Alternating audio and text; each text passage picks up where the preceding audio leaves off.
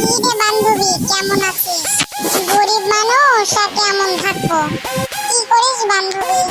গরিব মানুষ আর কি করব? খাবার খাইছিস? গরিব মানুষ আর কি খাবি?